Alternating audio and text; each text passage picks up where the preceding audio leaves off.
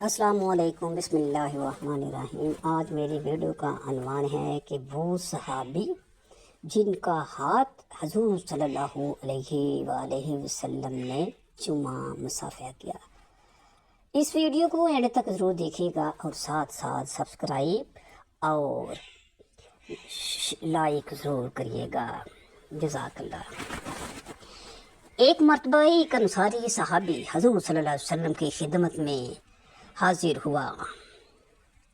حضور صلی اللہ علیہ وسلم جس طرح معاشرے کے دوسرے طبقوں کے لیے باعث رحمت تھے، اسی طرح آپ صلی اللہ علیہ وسلم محنت کشوں یعنی کہ مزدور، میوار، لوہار، بڑھئی، درزی، کمہار اور ایسے ہی دوسرے اور لوگ جو محنت مزدوری کرنے والے ہیں، ان سے بھی بہت محبت کرتے تھے اور لوگوں کو بھی بتاتے تھے کہ کوئی بھی محنت کش لائق تحقیر نہیں بلکہ واجب التکریم اور تحریم ہے۔ آپ صلی اللہ علیہ وسلم کی سیرت اطہر پر ایک نظر ڈالیں تو معلوم ہوگا کہ آپ صلی اللہ علیہ وسلم حقیقی معنوں میں محنت کشوں کے خیر خواہ اور سرپرست تھے۔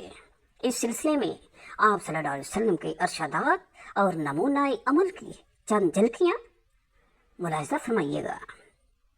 حضرت عبداللہ بن عمر رضی اللہ تعالیٰ عنہ سے روایت ہے کہ رسول اللہ صلی اللہ علیہ وسلم نے ارشاد فرمایا کہ مزدور کی مزدوری اس کا پسینہ خشک ہونے سے پہلے ادا کر دیا کرو۔ ابن ماجہ۔ حضرت ابو ہریرہ رضی اللہ تعالیٰ عنہ سے روایت ہے کہ رسول اللہ صلی اللہ علیہ وسلم نے فرمایا کہ اللہ تعالیٰ فرماتا ہے کہ 3 قسم کے آدمی ہیں جن سے قیامت کے دن میرا جھگڑا ہوگا۔ ایک وہ شخص ہے جس نے میرا نام لے کر کوئی معاہدہ کیا یا وعدہ کیا اور پھر اس کو توڑ ڈالا۔ دوسرا وہ جس نے کسی شریف اور آزاد آدمی کو اغوا کر کے اسے بیچا اور اس کی قیمت کھائی۔ تیسرا وہ شخص ہے جس نے کسی مزدور کو مزدوری پر لگایا، پھر اس سے پورا کام لیا اور کام لینے کے بعد اس کو مزدوری نہیں دی۔ صحیح بخاری۔ حضرت مقدام بن ماتی قرب رضی اللہ تعالیٰ عنہ سے روایت ہے کہ رسول اللہ صلی اللہ علیہ وسلم نے ارشاد فرمایا کہ کسی نے کبھی کوئی کھانا اس سے بہتر نہیں کھایا جو اس نے اپنے ہاتھوں کی محنت سے کما کر کھایا ہو۔ اور اللہ کے پیغمبر حضرت داؤد علیہ السلام اپنے ہاتھوں سے کام کر کے کھاتے تھے۔ صحیح بخاری۔ رسول اکرم صلی اللہ علیہ وسلم لوگوں کو ان باتوں کی تلقین بھی فرمایا کرتے تھے کہ ایک مزدور اور اجیر کو کام پر لگانے سے پہلے اجرت طے کر لی جائے۔ 2، اگر کوئی مزدور کسی ناگہانی سبب یا ناراضگی وغیرہ کے باعث اپنی اجرت وصول کیے بغیر چلا جاتا ہے اور اجرت اس کی کسی کاروبار میں لگا دیتا ہے جس میں منافع ہوتا ہے تو آجر مزدور کے مطالبے پر اس کو اجرت کے ساتھ منافع بھی دینے کا پابند ہوگا۔ صحیح بخاری۔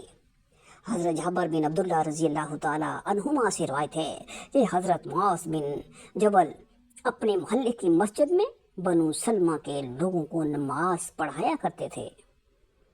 ایک مرتبہ انہوں نے عشاء کی نماز میں سورۃ بقرہ پڑھنی شروع کر دی۔ مقتدیوں میں سے ایک صاحب نے جو دن بھر کی محنت مشقت کی وجہ سے تھکے ہارے تھے، نیت توڑ کر اپنی نماز الگ پڑھنی شروع کر دی۔ حضرت معاذ رضی اللہ تعالیٰ عنہ کو بتایا گیا کہ فلاں صاحب نے جماعت سے الگ ہو کر نماز پڑھی ہے، تو انہوں نے کہا کہ یہ شخص منافق ہے۔ ان صاحب کو حضرت معاذ بن جبل رضی اللہ تعالیٰ عنہ کی یہ بات سخت ناگوار گزری۔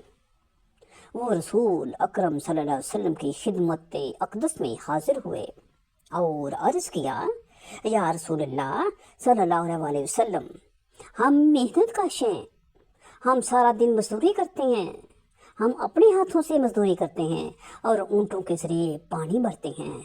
آج معاذ بن جبل رضی اللہ تعالیٰ عنہ نے ہمیں نماز پڑھائی اور اس میں سورۃ بقرہ شروع کر دی۔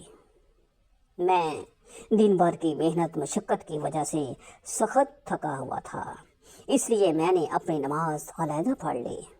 اس پر معاذ رضی اللہ تعالیٰ عنہ کہتے ہیں کہ میں منافق ہو گیا۔ حضرت معاذ رضی اللہ تعالیٰ عنہ بارگاہ رسالت میں حاضر ہوئے تھے۔ حضور صلی اللہ علیہ وسلم نے ان سے مخاطب ہو کر 3 مرتبہ فرمایا، اے معاذ، کیا تم لوگوں میں فتنہ برپا کرو گے؟ اس کے بعد آپ صلی اللہ علیہ وسلم نے ان کو ہدایت فرمائی کہ چھوٹی صورتیں پڑھ لیا کرو، کیونکہ مقتدیوں میں بوڑھے، کمزور اور محنت کش سبھی قسم کے لوگ ہوتے ہیں۔ صحیح بخاری۔ ایک مرتبہ ایک انصاری صحابی رسول صلی اللہ علیہ وسلم کی خدمت میں حاضر ہوئے اور آپ صلی اللہ علیہ وسلم سے مصافحہ کیا تو حضور صلی اللہ علیہ وسلم نے ان کے ہاتھ پر سیاہی یا کچھ نشانات دیکھ کر پوچھا، تمہارے ہاتھ پر یہ سیاہی کیسی ہے یا نشانات کیسے ہیں؟ انہوں نے عرض کیا، یا رسول اللہ، میں پتھروں پر پھاوڑا یعنی کہ کدال چلاتا ہوں اور محنت مزدوری کر کے اپنے اہل و عیال کا پیٹ پالتا ہوں۔ یہ سن کر آپ صلی اللہ علیہ وسلم نے ان کا ہاتھ چوم لیا اور فرمایا، یہ ایک ایسا ہاتھ ہے جس کو آگ نہ چھوئے گی۔ ملازمین اور مزدوروں کے ساتھ توقیر و تکریم ہی کا ایک پہلو یہ ہے کہ آپ صلی اللہ علیہ وسلم با نفس نفیس ان کے جنازے میں شرکت فرمایا کرتے تھے۔ اس کا اس درجے اہتمام تھا کہ ایک سیاہ فام خاتون مسجد میں جھاڑو دیا کرتی تھی۔ چند دنوں آپ کو نظر نہیں آئی۔ آپ صلی اللہ علیہ وسلم نے ان کے بارے میں پوچھا تو بتایا گیا کہ ان کی وفات ہو چکی ہے۔ آپ صلی اللہ علیہ وسلم نے استفسار کیا، تم لوگوں نے مجھے کیوں اطلاع نہیں دی؟ آپ صلی اللہ علیہ وسلم کو یہ بات ناگوار گزری۔ آپ صلی اللہ علیہ وسلم نے فرمایا، گویا لوگوں نے اس کے معاملے کو حقیر سمجھا۔ پھر ارشاد ہوا، مجھے اس کی قبر بتا دو۔ آپ کو قبر بتائی گئی تو آپ صلی اللہ علیہ وسلم با نفس نفیس تشریف لے گئے اور قبر ہی پر نماز جنازہ ادا فرمائی۔ مسلم۔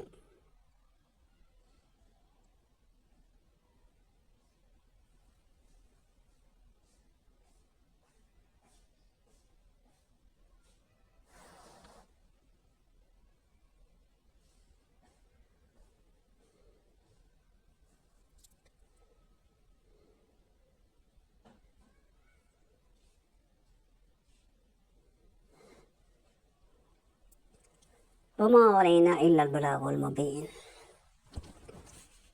مجھے اور آپ سننے والے کو اللہ تعالیٰ کے حکم اور حضور صلی اللہ علیہ وآلہ وسلم کی سنت پر عمل کرنے کی توفیق عطا فرمائے اور اللہ تعالیٰ کے احکامات پر چلنے کی توفیق عطا فرمائے۔